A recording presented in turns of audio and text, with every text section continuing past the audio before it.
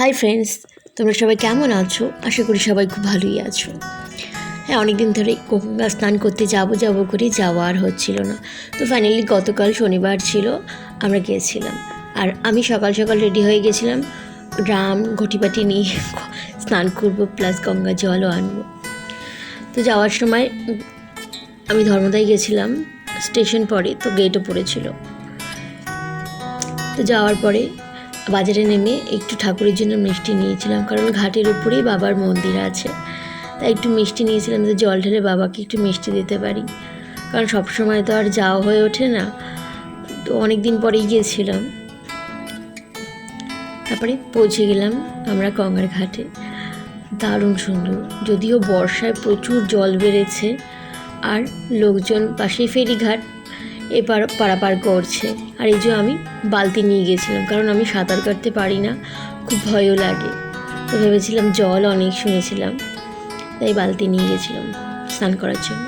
এই যে দিদির মেয়ে ওরা বাবার মাথায় জল ঢালছে, হ্যাঁ আমি ভিডিওটা করছিলাম। এই যে লোকজন সব স্নান করছে, সবাই যে যার কাজে ব্যস্ত। তারপরে বাবার মাথায় জল ঢেলে খুব ভাল লাগলো। তারপরে আর কি বাড়ির পথে রওনা দিলাম। তারপরে বাবার মাথায় জল দিয়ে দিনটা তো খুব ভালোই কাটলো। তারপরে কি বাড়ির পথে রওনা দিলাম।